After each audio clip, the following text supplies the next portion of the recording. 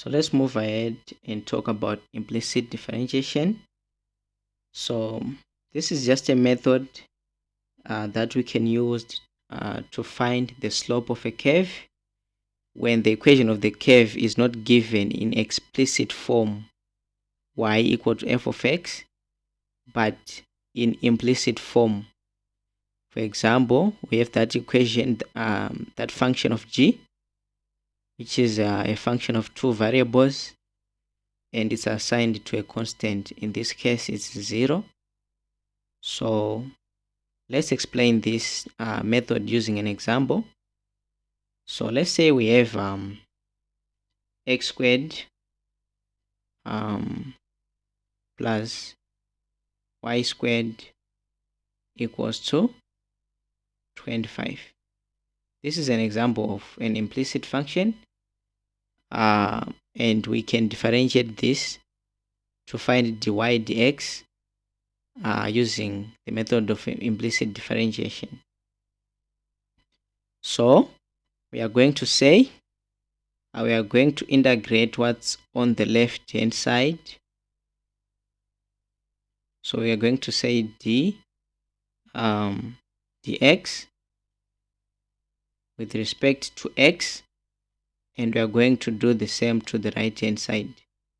D dx of 25. This is going to be 0 because whenever we differentiate a constant or a number, we get 0. So let's distribute the integral sign on the left hand side.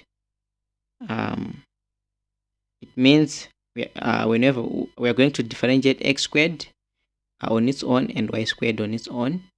So differentiating x squared, we get 2x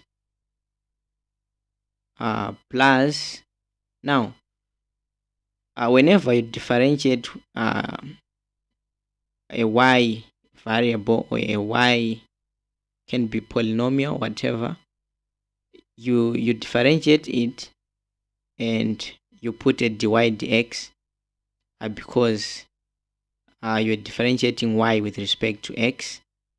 So differentiating y squared is just the same as differentiating y squared x to the power of 0, because x to the power of 0 is 1, so there's no need in writing that.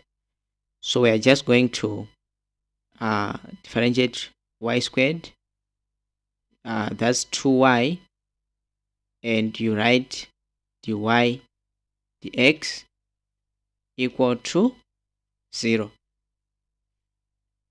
So this is 2x equal to negative 2y dy dx. And we want dy dx, so dy dx equal to 2x over negative 2y. So finally we get dy dx equal negative 2x over 2y. That 2 into 2, 1. So our final answer, dy dx equal to negative x over y. So that's all we need to know on implicit differentiation.